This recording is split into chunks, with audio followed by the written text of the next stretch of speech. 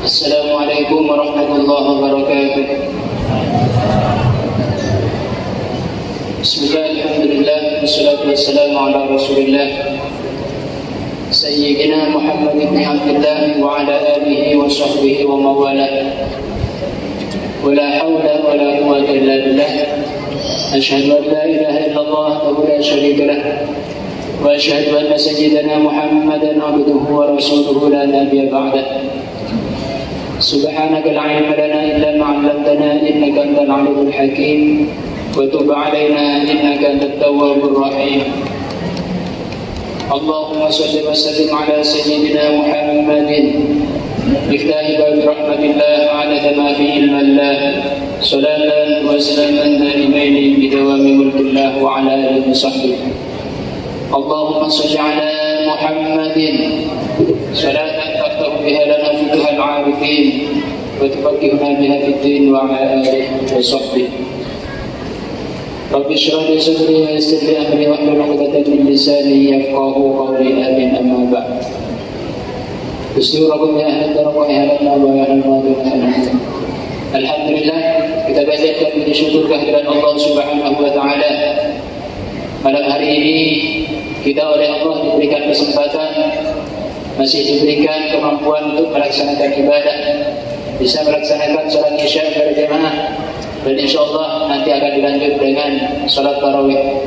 Mudah-mudahan amal ibadah kita dari awal sampai akhir Ramadan senantiasa dikabul dan diterima oleh Allah Subhanahu wa taala. Amin ya rabbal alamin. Hadirin para jemaah yang dirahmati Allah, malam hari ini kita sudah mulai memasuki malam yang ke-18, yang mana sebentar lagi kita akan melaksanakan ibadah, yaitu salah satu dari rukun Islam, yaitu ibadah menunaikan zakat, baik itu zakat fitrah ataupun zakat harta. Disebutkan oleh Al-Imam Al-Haddad bahwasanya waqad jama'a Allah Ta'ala bainaha wa bainas salati fi kitabihil aziz. Allah Subhanahu wa taala di dalam Al-Qur'an mengumpulkan perintah salat dan perintah zakat dalam satu ayat, yaitu firman Allah di dalam surah Al-Baqarah ayat 110, wa aqimus salata wa atuz zakah wa ma tuqaddimu li anfusikum min khairin tajiduhu 'indallah innallaha bima ta'maluna basir. Wa aqimus salata wa atuz zakah, tegakkanlah salat dan tunaikanlah zakat. Di sini Allah memerintahkan untuk melaksanakan salat dan menunaikan zakat. Di sini dikumpulkan dua perintah dalam satu ayat. Ini menunjukkan bahwa perintah salat dan perintah zakat ini adalah merupakan perintah yang satu paket. Harus dikerjakan kedua-duanya, wajib dilaksanakan kesemuanya, tidak boleh ditinggalkan salah satunya. Apabila dikerjakan salah satu dan ditinggalkan salah satu, maka tidak akan diterima oleh Allah Subhanahu wa taala. Imam Ibnu Abbas radhiyallahu taala anhuma, beliau mengatakan, "Salasu ayatin nuzilat maqrunatan bi thalathin, la yaqbalu Allahu minha wahidatan illa bi qarinatiha. La yaqbalu Allahu minha wahidatan bi ghairi qarinatiha." Kata Imam Ibnu Abbas, di dalam Al-Quran ada 3 ayat, yang mana di 3 ayat ini terdapat 2 perintah. Di masing-masing ayat, di 3 ayat ini ada 2 perintah Allah yang selalu berbarengan, yang mana apabila ditinggalkan salah satunya, maka kesemuanya tidak akan diterima oleh Allah Subhanahu wa taala. Ayat yang pertama, wa atiiullaha wa atiiur rasul. Ayat yang pertama, taatilah Allah dan taatilah Rasul.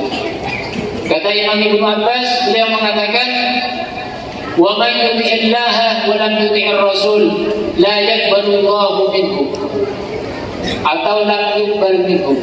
Barang siapa yang taat kepada Allah akan tetapi tidak taat kepada Rasul, maka ketaatannya kepada Allah tidak akan diterima oleh Allah Subhanahu wa taala. Ayat yang kedua, wa aqimus shalah wa atuz zakat.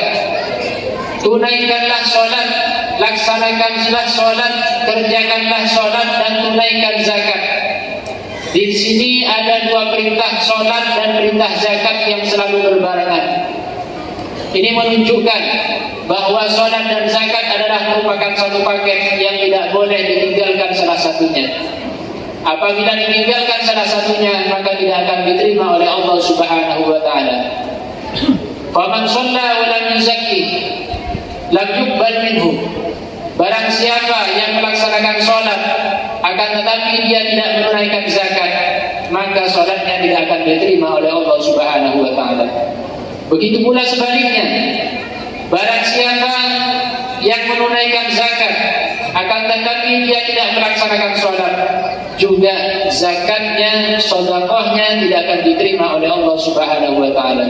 Karena perintah salat dan perintah zakat adalah merupakan satu paket yang harus dan wajib untuk dikerjakan kedua-duanya. Ayat yang ketiga kata Imam Ibnu Abbas, beliau mengatakan, Anishkurli wali walidayk, bersyukurlah engkau kepadaku dan bersyukurlah engkau terhadap kedua orang tuamu. Faman syakarallaha wa lam yashkur walidayhi lam yuqbal minhu. Barang siapa yang bersyukur kepada Allah akan tetapi dia tidak bersyukur kepada kedua orang tuanya, tidak berterima kasih kepada kedua orang tuanya, dia taat perintah Allah, dia melaksanakan sholat dan lain sebagainya, akan tetapi dia tidak taat kepada kedua orang tuanya, maka ketaatannya, syukurnya, ibadahnya kepada Allah tidak akan diterima oleh Allah Subhanahu wa taala. Begitu pula sebaliknya, misalkan taat kepada orang tua, melaksanakan perintah orang tua, menghormati orang tua, akan tetapi tidak taat kepada Allah, maka ketaatannya kepada orang tua tidak akan diterima oleh Allah Subhanahu wa taala. Hadirin para jemaah salat Isya yang dirahmati Allah. Di dalam ayat-ayat Al-Qur'an, Allah Subhanahu wa taala di sebagian ayat memberikan sifat kepada orang-orang yang beriman, yang mana Allah Subhanahu wa taala berfirman, alladzina yuqimunas shalah wa mimma razaqnahum yunfiqun.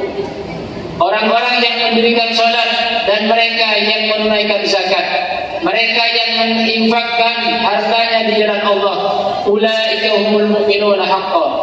Itulah orang-orang yang benar-benar beriman. Itulah orang-orang yang benar imannya, yang hakiki imannya. Dia tidak main di dalam keimanannya.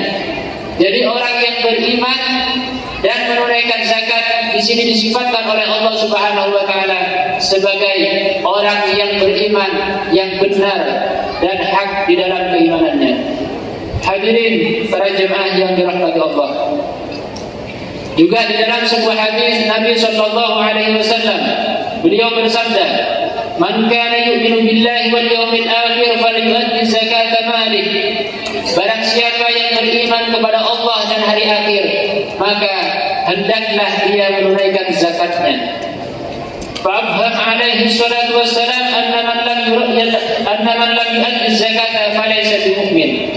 Nabi sallallahu alaihi wasallam menjelaskan, memberikan pemahaman. Di dalam hadis ini beliau memberikan pemahaman bahwasanya orang yang menunaikan zakat, orang yang tidak menunaikan zakat, maka dia tidak dikatakan orang yang beriman yang sesungguhnya. Kata Imam Al-Haddad, wa'lam anna man shalla wa shama wa hajja wa lam yuzakki malahu lam yaqbalillahu lahu salatan wa la siyaman wa la hajjan hatta yu'ti az-zakat. Ketahuilah bahwasanya orang yang melaksanakan salat dan melaksanakan puasa dan melaksanakan ibadah haji, akan tetapi dia tidak menunaikan zakat, maka salatnya, puasanya, hajinya tidak akan diterima oleh Allah Subhanahu wa taala. Puasa, salat, hajinya akan ditolak oleh Allah Subhanahu wa taala sehingga dia menunaikan zakatnya yang telah diwajibkan oleh Allah Subhanahu wa taala.